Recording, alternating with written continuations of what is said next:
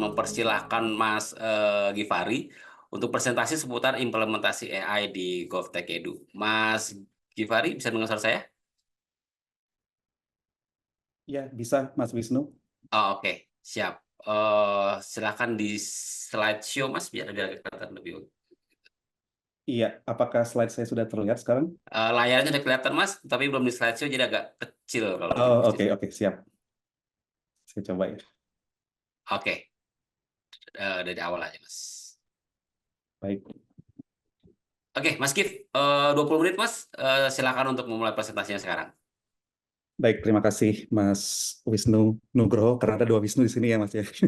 Assalamualaikum warahmatullahi wabarakatuh. Iya, Waalaikumsalam warahmatullahi wabarakatuh. Selamat pagi, rekan-rekan semua. Suatu kehormatan bisa berada di acara ini bersama Mas Wisnu Nugroho, Prof. Bambang Rianto, Mas Raymond Firdausi, dan juga Mas Wisnu Pranajaya.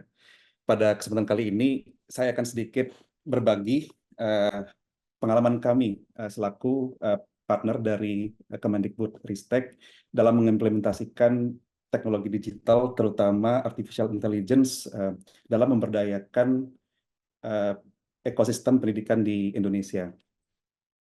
Sebelum saya masuk ke topik mengenai AI-nya, saya izin untuk sedikit memperkenalkan juga terkait GovTech Edu, di mana kami ini merupakan sebuah tim yang terdiri dari berbagai software engineers, product managers, designers, researchers, tim data, hingga policy makers dan operation yang beroperasi di bawah naungan BUMN yang menjadi partner berpikir dan juga partner development atau implementasi teknologi yang dapat dengan harapan untuk mentransformasi berbagai kebijakan maupun implementasi dari kebijakan itu sendiri di lingkungan kementerian yang bisa lebih data driven dan akan lebih optimal ke depannya gitu ya. Dan juga memfasilitasi untuk bisa mengimplementasikan kebijakan tersebut dengan skala yang lebih besar. Tentunya kita pun berkolaborasi dengan berbagai stakeholder, mulai dari pemerintah daerah di lokal, partner-partner di industri, komunitas, NGO, dan juga berbagai kontributor yang terlibat pada digital transformation ini. Tentunya pendidikan di Indonesia merupakan suatu ekosistem yang sangat kompleks. Kita berbicara di mana skala jumlah guru-guru berjumlah lebih dari 4 juta, sekolah 400.000 lebih gitu ya, jumlah pelajar 60 juta ke atas, hingga ke pendidikan tinggi juga dengan ribuan dan jutaan skala gitu ya, yang dimana di sini tentunya tidak akan cukup kalau kita tidak mengintervensi impact dari pendidikan di Indonesia ini tanpa intervensi teknologi gitu ya. Kalau hanya mengandalkan offline, mungkin kita tidak bisa mencapai skala yang diharapkan. Jadi dari sisi pengembangan teknologi ini, tim GovTech di beberapa tahun terakhir ini sudah banyak mengembangkan berbagai platform teknologi yang di sini dapat dikatakan membentuk semacam closed loop sistem gitu ya, dimulai dari platform yang bertugas untuk membantu perencanaan dari sisi penganggaran dan kebijakan, ada juga platform yang bertugas untuk mengeksekusi atau implementasi yang digunakan oleh para pengguna di lapangan, hingga ada yang sifatnya platform yang tujuannya untuk assessment atau reflection gitu ya. Seperti contohnya dari sisi untuk assessment atau refleksi ini kita memiliki rapor pendidikan untuk terus secara iteratif dan secara berkala gitu ya, melihat bagaimana kurikulum Merdeka yang diimplementasikan ini impact dari sisi pengembangan literasi dan juga pengembangan karakter dan seterusnya itu bisa dilihat secara kuantitatif, dan ini akan bisa membantu untuk mengambil kebijakan atau mengimplementasikan kebijakan di waktu berikutnya gitu ya. Dan dari sisi pengimplementasikan, kita memiliki Merdeka Mengajar, Kampus Merdeka, bagaimana kurikulum Merdeka ini bisa diorchestrate dan dieksekusi oleh para guru, dan Kampus Merdeka bisa memfasilitasi matchmaking gitu ya antara universitas, industri, dan para mahasiswa, dan ditopang dengan berbagai apa namanya fundamental platform dengan single apa namanya account yang bisa membantu pengintegrasi atau interoperabilitas ya dari berbagai platform tersebut, dan juga ditopang dengan aspek-aspek perencanaan maupun procurement seperti Arkas dan Siklah gitu ya. Dan di sini yang ingin saya tekankan, kita tidak hanya sekedar membuat aplikasi gitu ya atau membangun platform, namun di sini prosesnya end to end. Kita benar-benar menjadi partner strategis bagi teman-teman di kementerian untuk melakukan transformasi ini secara end to end dengan tahapan untuk memastikan platform yang dikembangkan itu benar-benar align atau selaras dengan visi misi dan kebijakan yang ingin diimplementasikan ya, dimulai dari discovery, teman-teman research dan desain mencoba untuk memformulasikan gitu ya bagaimana platform ini perlu disajikan, hingga ada software development yang dilakukan, testing dan seterusnya gitu ya untuk memastikan yang kita deliver ini reliable dan dengan kualitas yang tinggi. Tentunya untuk bisa mencapai itu kita memerlukan teknologi yang memiliki 3 value barangkali ya. Yang pertama adalah teknologi infrastruktur yang scalable, yang reliable, dan juga fleksibel atau elastis gitu ya. Di mana ketika ada kebutuhan yang ingin ditambah atau even ingin dikurangi, itu cukup fleksibel untuk kita adjust gitu ya. Dan di sini kita mencoba untuk platform-platform yang kita anggap prioritas, kita benar-benar mengadopsi cloud dengan strategi bisa fully cloud atau bisa hybrid cloud gitu ya. Di mana di sini tergantung situasi dan kebutuhan dan dengan apa namanya prinsip pragmatis gitu ya.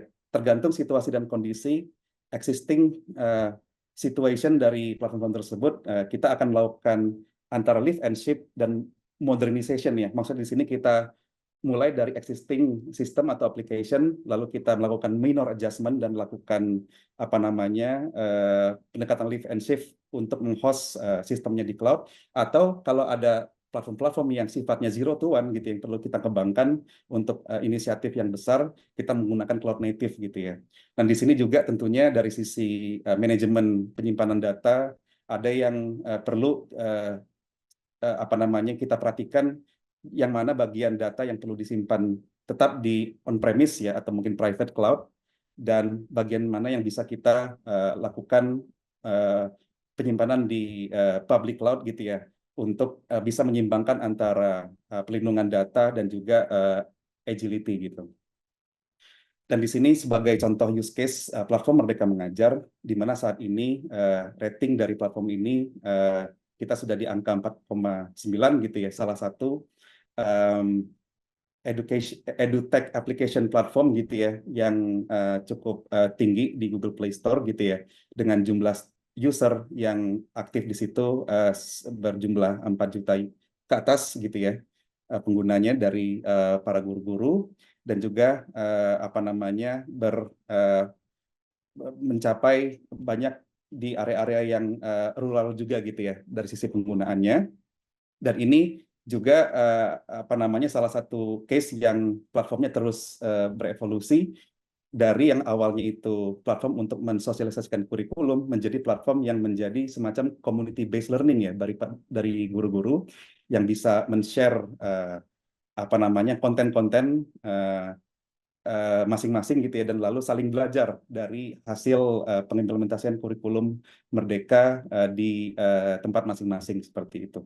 Dan di sini dengan apa namanya semakin banyaknya interaksi yang terjadi di platform, semakin banyak konten yang di-share di dalam platform, tentunya ini akan semakin kompleks dari sisi manajemen informasi di dalam platform itu, dan tentunya kita berbicara data yang terus grow, itu ada yang sifatnya challenge dan juga ada opportunity gitu ya. Seperti yang tadi Prof. Bambang sampaikan, opportunity adalah kita bisa leverage AI atau machine learning lebih proper gitu ya, dengan ketersediaan data yang lebih besar. Nah, di sini mungkin sedikit pengantar untuk nanti kita berdiskusi mengenai beberapa use case di AI. Tentunya tadi seperti yang Prof. Bambang banyak jelaskan gitu ya, AI merupakan sebuah teknologi kognitif ya yang memberdayakan kita manusia ini untuk lebih produktif, kreatif, dan inovatif. Nah, mungkin kalau misalkan setelah forum ini ada yang perlu diingat, mungkin cukup 3 hal aja gitu. Kira-kira so what gitu dengan ada AI-nya ini gitu ya untuk kita. AI itu bisa memberikan insight atau apa namanya informasi yang sulit awalnya untuk di-discover gitu ya, memberikan apa namanya suggestion atau rekomendasi buat kita untuk membuat keputusan. Yang kedua, AI memungkinkan untuk bisa mengotomasi internal proses gitu ya. Atau yang ketiga, AI bisa memberikan new value proposition bagi produk yang ingin disajikan atau mungkin diperuntukkan buat para pengguna gitu ya. Dan tadi juga Prof. Bambang sempat mention mengenai generative AI. Pada intinya kalau AI yang konvensional gitu ya, itu mungkin AI yang sifatnya lebih ke arah diskriminatif atau mungkin mengkategorisasi informasi, memberikan kita angka-angka atau mungkin klasifikasi dan sebagainya gitu ya. Namun dengan generative AI ini memungkinkan AI bisa membantu kita untuk mengenerate konten yang berkualitas tinggi gitu ya. Konten apapun itu ya, baik berupa konten yang tekstual, audio atau maupun sifatnya apa namanya gambar maupun video gitu ya. Even apa namanya kode program gitu ya. Mungkin buat saya personal dan beberapa tim member ini sudah banyak juga menggunakan AI gitu ya untuk membantu kita melakukan software engineering yang bisa mempercepat proses software development life cycle dari 20 hingga 30% gitu ya. Nah, di sini kita akan coba memperdalam mengenai case kurikulum Merdeka dulu gitu ya, di mana di sini dengan adanya data yang banyak, konten yang banyak, proses konten kurasi yang perlu dilakukan di internal ini semakin kompleks gitu ya, dan juga submission atau guru-guru mensubmit konten-konten juga makin banyak, dan sehingga apa namanya untuk bisa melakukan rekomendasi konten yang tepat bagi para guru-guru ini juga akan menjadi cukup challenging. Dan mungkin di luar platformnya ini, salah satu kesulitan yang dihadapi ketika mengimplementasikan kurikulum Merdeka adalah bagaimana bisa membuat lesson plan yang lebih efektif dan efisien gitu ya, untuk membantu guru-guru menyiapkan bahan ajar dan pembelajaran di sekolah masing-masing gitu ya. Nah, untuk content curation ini kita mengimplementasikan model machine learning untuk bisa membantu proses validasi atau verifikasi konten ya yang dilakukan operation ya di lapangan gitu ya, sehingga di sini untuk bisa apa namanya mempercepat proses apa namanya validasi tadi dengan bantuan machine learning model ini gitu ya, ini bisa mempercepat 7 kali proses apa namanya konten validation dibandingkan dengan proses manual. Dan juga dari sisi apa namanya cost operational itu bisa sampai apa namanya 90% lebih murah gitu ya dibandingkan dengan proses validasi yang purely manual gitu tanpa bantuan machine learning. Begitu juga dari sisi content recommendation yang sifatnya itu memberikan semacam engagement kognitif gitu ya buat para pengguna platform tersebut gitu ya, sehingga dari sisi konten-konten yang dikonsumsi untuk kebutuhan pengimplementasian pengajaran dan implementasi kurikulum Merdeka itu semakin insightful buat para pengguna di sana gitu ya. Dan juga kita melakukan semacam proses A/B testing untuk semacam membuktikan bahwa algoritma rekomendasi yang diimplementasikan itu bisa benar-benar tepat guna di lapangan gitu ya. Dan dari sisi rekomendasi ini tentunya dia dinamis dan juga terpersonalisasi gitu ya, bergantung situasi dan kondisi dan juga preferensi personal konten mana saja yang ingin benar-benar menjadi perhatian dari seorang guru gitu ya, untuk menjadi semacam referensi ide-ide pengimplementasikan kurikulum Merdeka gitu. Mungkin kita masuk sedikit dengan case yang lain di konteks kampus Merdeka. Nah, salah satu challenge yang dihadapi karena ini platform yang sebenarnya banyak proses verifikasi validasi, proses matchmaking gitu ya antara mahasiswa perguruan tinggi dan juga industri, di mana di situ banyak melibatkan informasi yang perlu di-input dan juga dokumen yang perlu diverifikasi. Nah, kita menggunakan OCR untuk mengekstraksi dan melakukan berbagai macam matching atau verifikasi dari dokumen-dokumen yang memang secara regulasi mesti disubmit gitu ya, apa namanya yang berbasis foto atau mungkin PDF dan sebagainya. Nah, ini perlu kita percepat prosesnya dengan memanfaatkan OCR sehingga dari sisi verifikasi dengan terhadap informasi yang ada itu akan menjadi semakin seamless gitu. Berikutnya ini terkait dengan aspek plagiarism detection gitu ya, atau mungkin untuk mengecek adakah informasi yang sama atau mungkin similar ya dari dua informasi atau lebih informasi gitu yang diinput. Di sini konteksnya ini untuk kebutuhan bagaimana proses pengajuan sertifikasi dosen bisa dibuat lebih lancar lagi gitu ya dengan memanfaatkan AI gitu ya dalam konteks ini teknologi natural language processing seperti tadi dimention oleh Prof Bambang untuk membandingkan gitu ya baik secara apa namanya leksikal atau mungkin secara sintaksis maupun aspek yang sedikit semantik gitu ya memastikan bahwa dokumen atau isian dari para user ini tidak sama atau tidak plagiat gitu ya. Nah, mungkin yang terakhir di penyampaian ini, kami juga ingin memperkenalkan, mungkin ini yang paling terbaru dan paling menarik ya barangkali di konteks generatif AI ini, yaitu sebuah fitur yang kita namakan dengan ARU, asisten guru, yang diimplementasikan pada platform Merdeka Mengajar. Ya, pada intinya ini mirip dengan apa namanya, seperti aplikasi-aplikasi generatif AI berbasis web yang ada yang bisa diakses secara publik gitu ya, seperti ChatGPT atau mungkin seperti Gemini. Namun kita sudah mengkurasikan atau membuat semacam kostumisasi bahwa konten-konten yang perlu menjadi respon yang pas gitu ya, itu harus berasal dari internal atau community based content generation tadi gitu ya, untuk semakin mempermudah si platform Merdeka Mengajar ini menjadi teman berpikir gitu ya, atau mungkin teman untuk melakukan brainstorming untuk membantu kegiatan implementasi kurikulum Merdeka Mengajar gitu ya. Dan di sini juga kita sudah melihat berbagai apa namanya outcome gitu ya dari implementasi fitur ini, walaupun ini masih di early stage ya, masih di hitungan bulan, kita masih expect bagaimana outcome ini bisa menjadi impact gitu ya. Jadi kita nggak hanya melihat angka-angka, tapi benar-benar melihat misalkan guru bernama Muhammad Gifari di lapangan ini benar-benar merasakan bahwa si fitur ini mempercepat prosesnya dan bisa benar-benar shifting gitu yang tadinya mungkin sibuk di administrasi itu waktu untuk berinteraksi dengan para siswa gitu ya, atau mungkin yang sifatnya high touch gitu bukan high tech itu makin banyak gitu ya. Dan mungkin dari sisi impact secara keseluruhan ya, secara kuantitatif bisa kita lihat partisipasi semakin banyak gitu ya, hitungan jutaan, dan juga dari sisi diseminasi informasi atau sosialisasi kurikulum melalui training ini tentunya lebih efektif, gitu, efisien gitu ya dengan memanfaatkan platform dibandingkan offline training, dan juga penetrasi di berbagai rural areas juga makin tumbuh gitu ya. Saat ini di angka 43% di rural area. Dan juga yang lebih penting adalah komunitas yang di lingkungan guru ini merasa bahwa dengan adanya bantuan dari platform atau teknologi ini gitu ya, makin menginspirasi untuk mengadopsi berbagai metode pengajaran yang lebih diverse gitu ya, sehingga itu akan tadi bisa meningkatkan aspek high touch-nya gitu ya, dan juga dengan mindset yang positif itu semakin bertumbuh. Jika ingin melihat lebih detail gitu ya, ini ada suatu studi gitu yang dilakukan oleh eksternal stakeholder dari Oliver Wyman bagi rekan-rekan yang ingin melihat apa namanya impact analisis yang lebih detail mengenai implementasi platform Merdeka Mengajar.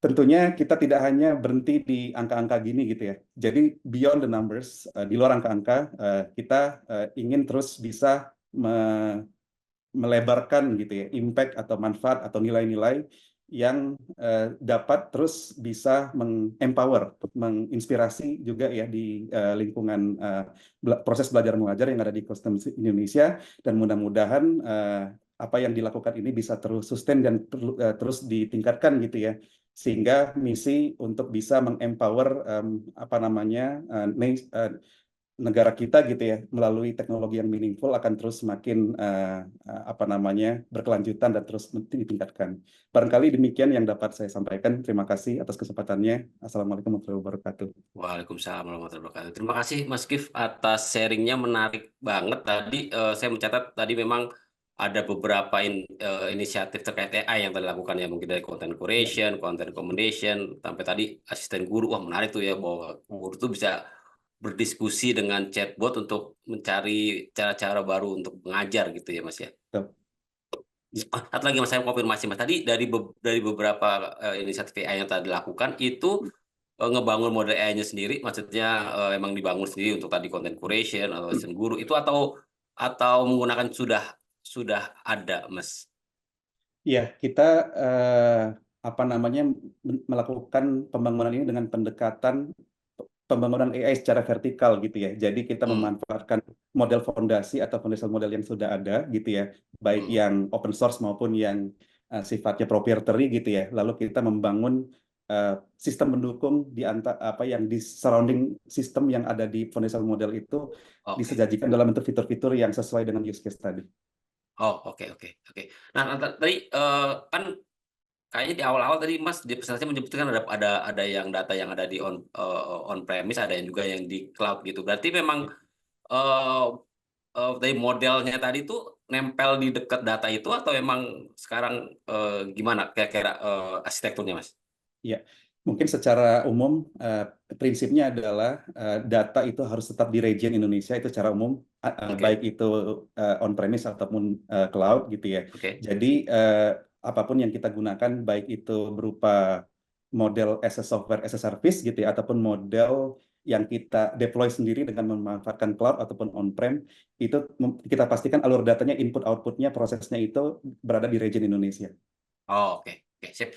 Oke Mas, nanti kita akan ngobrol lagi tuh Mas, saya pengen tahu Ya, sebenarnya tadi udah ada tahu tuh ya bisnis outcome-nya, tapi mungkin saya juga nanti minta bantuan kalau di luar